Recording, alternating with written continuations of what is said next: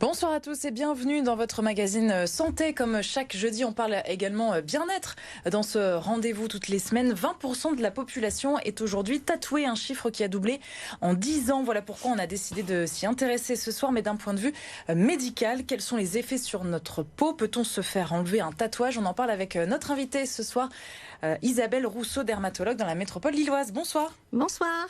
Merci beaucoup d'avoir répondu à notre invitation. Vous allez tout nous expliquer justement sur les questions posées à l'instant. Je le disais donc en chiffres, 2 fois plus de Français tatoués aujourd'hui. Comment on peut expliquer cette explosion, cette forte augmentation? Alors, je pense qu'il y a toujours eu des gens qui aimaient bien se faire tatouer, dans toutes les. Mais là, je pense que c'est un effet de mode. En fait, on voit beaucoup de gens un peu connus, surtout les footballeurs, par exemple, avec beaucoup de tatouages. Donc, je pense que ça donne envie, et puis c'est vraiment un effet de mode. Et ça touche tous les milieux, en tous plus. les milieux, vraiment. Tous les milieux. Alors qu'à l'époque, au départ, c'était dans les milieux un petit peu plus. Oui, c'était les tatoués, c'était les durs, les taulards, les marins et tout ça. Et maintenant, il y a beaucoup de femmes aussi qui se font tatouer énormément. Oui, justement, côté chiffres, 16% des femmes sont tatouées contre 10% des hommes, donc plus de femmes. Ah oui. Je pense que c'est pour marquer un peu certainement. Au départ, les tatouages, c'était pour marquer l'appartenance à un clan. Donc, je pense qu'aujourd'hui, on est revenu un peu là. En tant que dermatologue, c'est important, c'est d'avoir un petit peu votre éclairage aussi. Qu'est-ce qui se passe concrètement sur notre peau quand on se fait tatouer avec l'aiguille du tatouage? En fait, on injecte de l'encre dans le derme, donc avec une concentration plus ou moins importante selon ce qu'on veut avoir comme dessin, et puis plusieurs couleurs, bien sûr. Donc c'est vraiment c'est quelque chose qui est en principe indélébile après. Donc et pourquoi c'est à vie justement? C'est le fait d'être sur une couche Oui, parce que l'encre ne va jamais être éliminée, parce que c'est des trop grosses particules. Donc la peau ne va jamais réussir à éliminer l'encre elle-même. Il faut l'aider. Alors on a une question de Jacques de Roubaix qui se demande un petit peu, est-ce qu'il y a des métaux dans les encres? Oui, il y a eu une enquête justement, je pense que c'était Que Choisir, et ça pas très longtemps, mais il y avait déjà eu d'autres enquêtes. Oui, il y a des métaux qui peuvent être des métaux lourds et qui peuvent être des métaux un peu dangereux. Et c'est vrai qu'on se pose quand même la question, nous dermatologues, à savoir si dans le temps, injecter des produits comme ça dans la peau, un jour ou l'autre, ça va pas se transformer en cancer. Voilà. Donc parce que c'est quel genre de métaux du coup? C'est du cadmium, c'est des métaux quand même qui peuvent engendrer quand même des problèmes. Il y a des trucs qui sont cancérigènes. Mais c'est à très par exemple des hydrocarbures polycycliques comme du goudron, si vous voulez. Oui, c'est très faible, mais si ça reste 30 ans dans la peau, on sait pas. Et alors, en plus, si on s'expose au soleil, alors là, c'est pas bon du tout. Alors pourquoi? Parce que ça va faire chauffer un peu ce qu'il y a dans la peau. Même un tatouage qui a plusieurs années, plusieurs mois, quand il est au soleil. Je parle pas des petits tatouages sur l'épaule, la petite fleur. Je parle vraiment des gros tatouages. Voilà. Sur une surface importante. Voilà, qui vont forcément être exposés au soleil si on se met sur une plage, bien sûr. Et souvent, quand on se fait tatouer, le tatoueur nous explique attendez quelques semaines, quelques mois avant de vous exposer. Tout à fait. Pourquoi? Parce que c'est trop récent, c'est encore fragile. Bien sûr, c'est encore fragile. Mais si vous voulez, c'est quand même un corps étranger dans la peau. Donc voilà, et c'est des encres. Donc c'est pas. Voilà, donc il faut quand même faire attention, je pense. Maintenant, on pense pas forcément à ce qui va se passer il y a 30 ans, 30 ans après, quoi. Oui. Mais il n'y a pas de réponse claire. Est-ce que c'est dangereux ou pas pour la santé, les tatouages? Je peux pas vous dire que c'est vraiment dangereux, mais si vous voulez, on peut quand même imaginer que si on met des métaux cancérigènes dans la peau, un jour ou l'autre, ça peut quand même donner des problèmes. Mais on ne le sait pas, parce que, si vous voulez, on n'a pas de recul suffisant là-dessus. Il y a des études qui vont être faites, mais des études prospectives.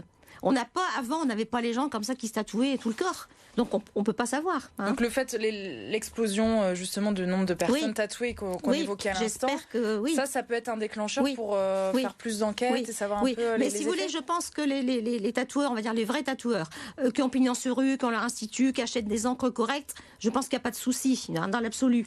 Mais il faut faire attention quand même justement à ceux qui n'ont pas pignon sur rue. Il faut choisir son tatoueur. Il y en a beaucoup qui sont pas dans les règles. Je pense que dans certaines banlieues, il doit quand même y avoir justement peut-être des trucs pas chers qui sont proposés, je pense sûrement. Alors c'est quoi le conseil justement pour ceux qui nous regardent? C'est de bien se renseigner, d'aller voir un vrai tatoueur qui a son diplôme d'hygiène, tout ça, et qui fait correctement son travail. Et il y en a beaucoup, bien sûr, heureusement. Oui, et puis avec les avis maintenant, bien sûr, on peut bien se renseigner. Je reviens sur les effets sur la peau. Est-ce qu'on peut avoir des infections à court terme ou des réactions allergiques ou pas du tout? Alors les infections, ça va dépendre de la façon dont le tatouage a été fait. Si le tatouage a été fait en respectant les règles d'hygiène, et si les gens ont respecté après, justement, de mettre une pommade cicatrisante et de ne pas s'exposer au soleil et de ne pas faire des choses avec de la poussière et tout ça, il n'y a pas de souci. Les allergies, il y a certains métaux, surtout dans certaines couleurs, dans les couleurs rouges, qui peuvent donner des allergies. On voit cette image de tatouage sur une grosse partie du corps. Bon, évidemment, c'est pas la majorité des 20% de tatoués en France, mais le fait que ce soit comme ça sur une grande partie du corps, quelles conséquences ? Si vous voulez, c'est pareil sur le long terme. Il y a quand même une accumulation sous la peau de beaucoup de métaux, d'encre. Donc, sur le long terme, il peut quand même y avoir des problèmes. Alors, on le disait, beaucoup de gens tatoués et beaucoup de personnes aussi qui veulent revenir un petit peu en arrière avec les détatouages. Ça se fait de plus en plus, notamment chez les dermatologues. Quelles sont les techniques utilisées là, actuellement? Aujourd'hui, on utilise un laser pour détatouer. Donc, il y a aujourd'hui de plus en plus de... vous avez le laser nanoseconde et picoseconde. Si vous voulez, ça veut dire que on va fractionner le laser, on va avoir un choc thermique et on va fractionner l'encre dans la peau. Et donc aujourd'hui, on a des lasers avec des durées d'impulsion très courtes qui vont donc fractionner vraiment bien l'encre et qui va être éliminée en totalité. Vraiment. C'est-à-dire que si on a un tatouage, par exemple, après ça dépend un peu des couleurs, parce qu'il y a des couleurs qui répondent moins bien, mais si on a un tatouage qui est un peu uniforme, surtout les bleus, bleu turquoise ou les verts, ça va répondre, ou les jaunes. Mais avec les lasers, les nouveaux lasers qu'on a, on va presque avoir une disparition de toutes les couleurs. Ouais. Les dermatologues en font de plus en plus, ils accueillent des patients. Certainement, mais bon, c'est une machine qui coûte quand même très cher. Donc en fait, c'est surtout dans des centres laser, si vous voulez, qu'on a ça, dans les grands centres. Ça n'a rien à voir avec l'épilation totale, ou c'est pas le même laser? Ça n'a rien à voir, c'est pas le laser, c'est pas la même chose, non. Là, c'est vraiment des lasers qui sont spécifiques pour le pigment. Et ça coûte combien, ça, pour le patient, du coup? Entre 100 et 200 000 euros. Pour le patient, non, excusez-moi, je pensais que cher le tatouage. Je pensais que vous me parliez du médecin. Pour le patient, on va partir en général à 50 euros la petite zone, et après ça peut aller jusqu'à 500 000 euros. Oui, parce que ça dépend de la durée, du nombre de séances. Voilà, parce que quand on a des grands tatouages, ça peut être très long. On va faire ça un peu à la fois. Mais après, sur l'effet de la peau, il y a quand même une petite cicatrice. Rien. Rien, c'est extraordinaire. Oui, c'est ce que j'allais vous dire, ça reste quand même assez bluffant. Ah oui, c'est bluffant. Le tatouage médical, ça c'est important aussi d'en parler avec vous ce soir. Donc c'est dans quel contexte précisément qu'on peut l'utiliser? Alors un tatouage médical, surtout c'est pour la reconstruction mammaire chez les patientes qui ont été opérées d'un cancer du sein et à qui on refait une reconstruction. Donc en fait on redessine l'aréole mammaire avec des pigments. Alors ça, en principe, ça doit être fait, par une infirmière ou par un médecin en milieu hospitalier pour qu'il y ait une prise en charge du soin. Est-ce que la sécurité sociale rembourse du coup une partie. Et la mutuelle, s'il y a une mutuelle, pour rembourser le reste. Oui. Est-ce que c'est un acte qui coûte je pense cher? Que ça doit coûter dans les cas 500 euros, oui.